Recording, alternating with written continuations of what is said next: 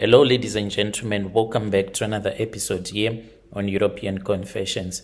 The following story, it comes from a message that one of our admin received, and the message, it reads like this.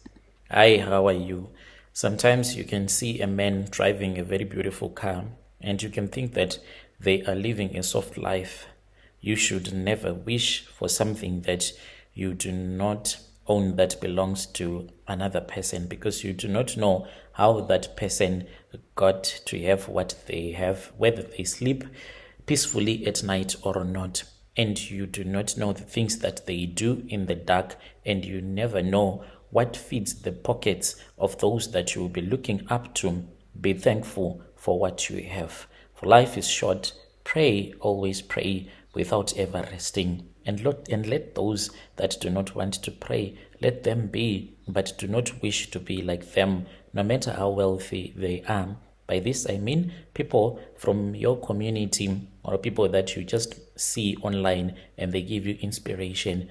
Do not be given inspiration by a person whom you do not know what is their spiritual backup. So I am a blesser, and I took a decision to at least focus more on foreign girls that I date, because it is easy for me to walk away from that relationship, because I experienced a lot of stuff in the past when I was mainly dating South African girls. So I did not want to be tied to them after they would have died. But if it is a foreign woman that I'll be dating, it will be quite easy. The undocumented one is more easier because she can never want to remain in South Africa. When she gets sick, she will run back to her country. I am a blesser simply because my rituals that I do, I need blood from a woman. Currently, in my state, I have 24 girlfriends right now. Those are the girlfriends that I have, and I am dating all of them. Yes, 24. All of them, they are between the age of 19 up to 35. The oldest one, she is a Zim woman who is 35 years old. Some are in varsity. Some of them, they are just your slay queens, mainly from Randburg, or other Zimbabweans around Joburg. I don't sleep with them all at once, like one by one. Normally, when a girl is on her periods, I go and visit her, and I manage to keep them separate from each other. No one touches my phone, and since I have money, basically when I am with a woman, it is less talk about other things and more talk about the things that I can do for her. I just collect whatever they bleed each and every month without failing. That is why I need so many girlfriends. Every month I must have a girlfriend that will be on her period, and the blood, I feed it to a snake. It is a real snake and a spiritual snake as well. It lives inside a clay pot that is locked in my room. It is at the back of my cottage in my house here in Joburg. And if you ever see me, you can never think that it is me who does all of those things. I even go to church, worship each and every Sunday. But Brother Nashi, sometimes I do walk funny. Why do I walk funny? Because this snake, it tends to give me a BJ, and whenever it does that, sometimes it can make a mistake and it can bite me. I once told this other man who also wanted to be a ritualist that I sleep with a snake, and he was even asking me if it was possible for a man to sleep with a snake. Like a python's private part, it can open up such that even your manhood can enter there, and you can make love to a snake. And I have done that. I always do that. And I do bath using goat milk, and sometimes I put some period blood, and the python will come and it will start to rub my manhood, as it will be giving me a BJ. So it was in 2018 when I became this guy that I am right now. I was just a random guy who did not have money. I was working for Transnet in Durban, far from home, even though I grew up in Joburg. but my parents, they traveled from their village in Zanin and then they came to work in Joburg. So I was never like my Zulu co-workers. Like, there was so much tribalism that was happening, and whenever I would use my own language, my mother's tongue, and then they will say that they do not know how to communicate with me, and they would even mock my Tonga surname and said I did not belong. I looked too soft to be a Zulu. One day, after our boss was mad at us, our boss told us that we needed to get in back to work, and I was the first one to stand up. And then they said, that is the problem. You are working with weak tribes. This one will just pimp you. So they even tried to spike my lunch because the rice, it turned blue. That was when I knew that I was working with people that did not even like me at all. So I became friends with this other guy. He was an IT guy, a vendor speaking guy whom I'll call Roland. He came, they wanted to fix some computers at our office, but the dad was a Sangoma. As we became friends, like, the guy, he always had money on him, and the weird thing, when we started going out together, the way that he would give ladies money, you will never understand. He never stayed broke longer than 3 days. I then asked him where he was getting the money from. He always kept cash in his car. Then there was one day, I think it was about 3 months after we started becoming friends, he called me out of nowhere. He was like, I need you to do me a favor. My old man is passed, so there is this other car, one car of his. Like, we need that car to be taken somewhere else. I don't know if you can go with me to Venda. So we drove from Durban, and then we stayed a bit in Joburg, and then we went to Venda. And then that was when he gave me a car, which was a Mazda 6, and he told me that I was supposed to go and dump it wherever I could. I was supposed just to dump it. He said himself he could not do that.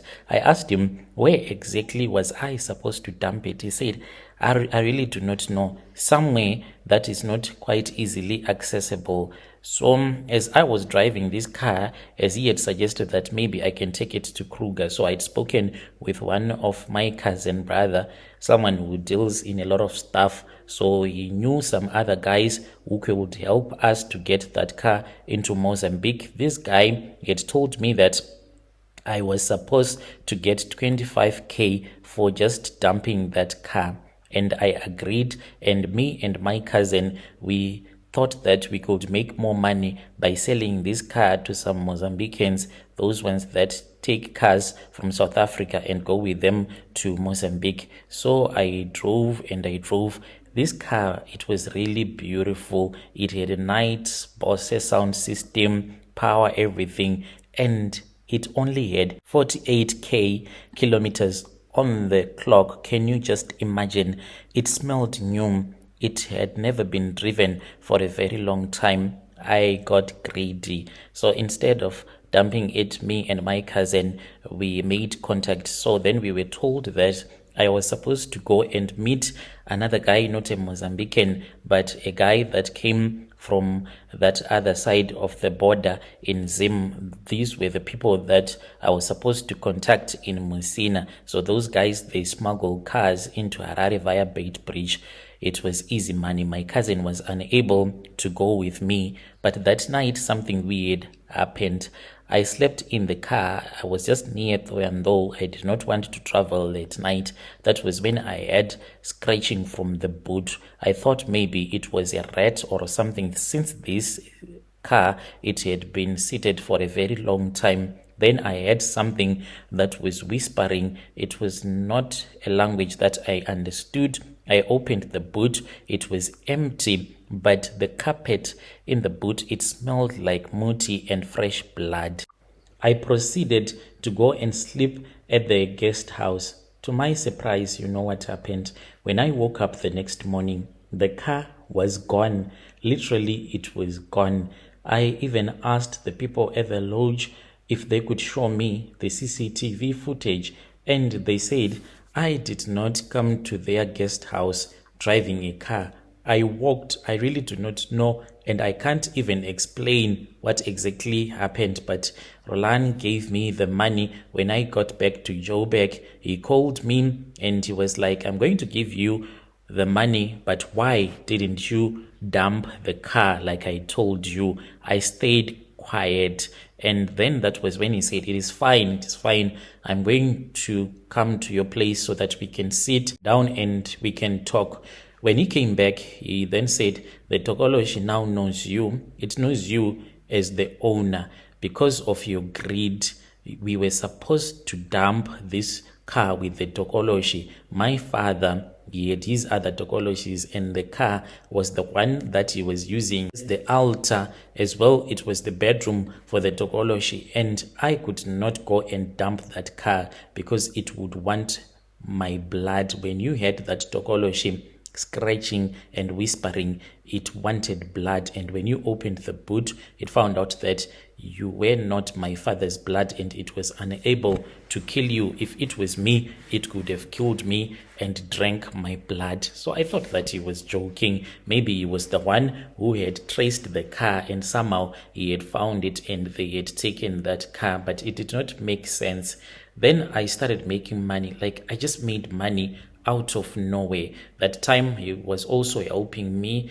I moved to Four Ways, and when I moved to Four Ways, that was when the guy told me that him working as an IT guy, it was just a way of him just wanting to keep himself busy. He started showing me several properties that had been left behind by his father, that as a family, like they have a family trust, they were managing those properties. So the guy, like, he is really rich. And then all of a sudden, he sent me some money that I could not even understand where it was coming from and why he was giving me that money. He just gave me the money. And after he had given me the money, I asked him what was I supposed to do with the money, and he told me that I was supposed to go out there and enjoy myself. But to my surprise, he told me that as much as I was supposed to enjoy myself, I had to sleep with a woman that would be on her period. That is what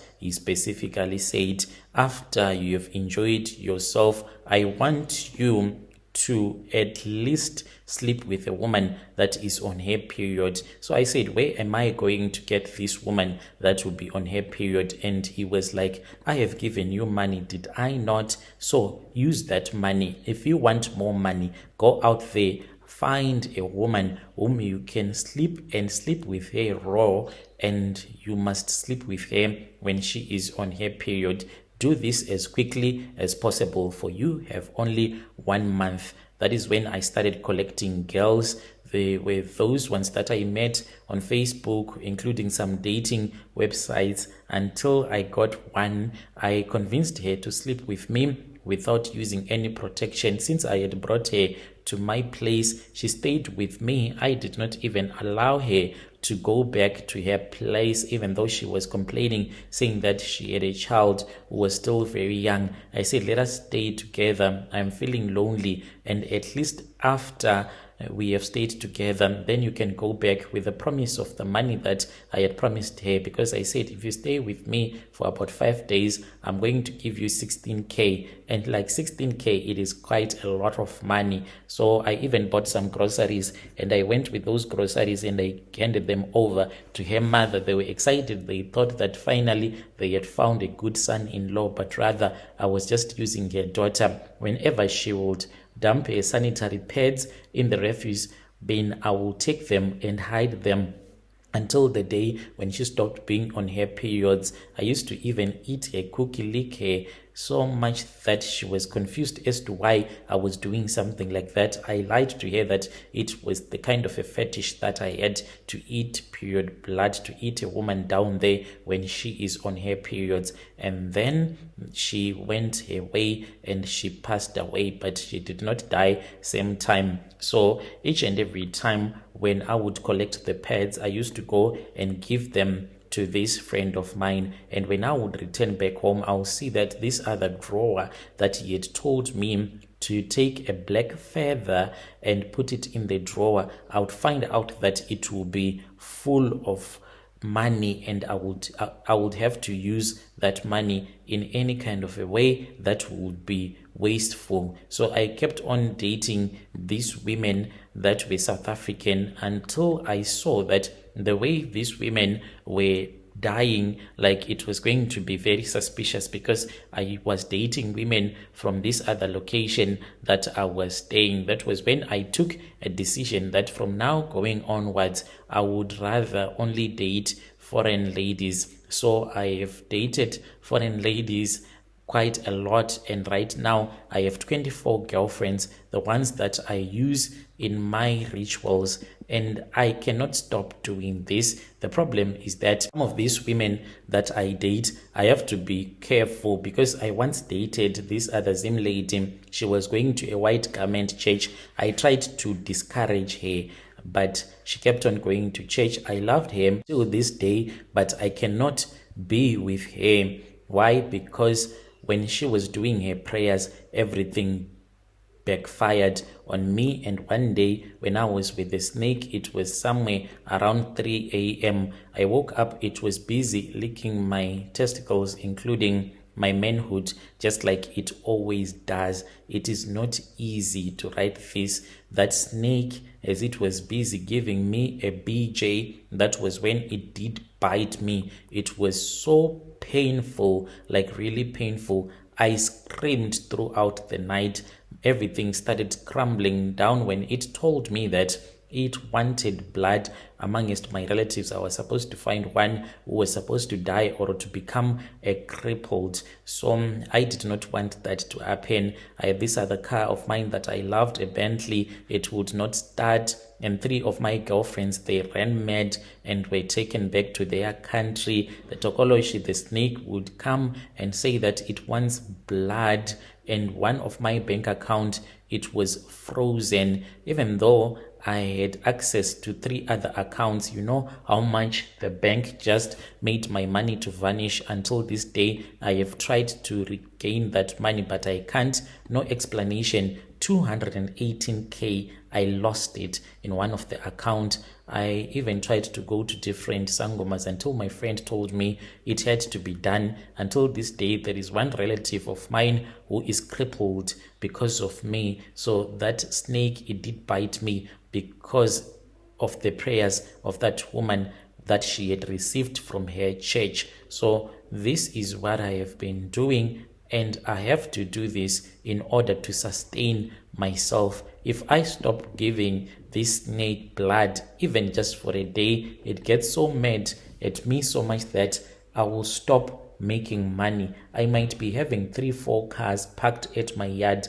All of them, if you want to go out, they will refuse to start. They can even talk back at me, but I know it will be the Tokoloshi. One of these other BMW, it is very notorious. It can even say, say, I am tired. Where do you want me to go? Please let me rest. But I know that it will be the snake that will be mischievous, such that it would make my cars to talk back at me, saying that they do not even want to open their doors for me. I should just do what the Tokoloshi wants if it wants blood. So then I would scramble around looking for one of my girlfriends that will be on her period.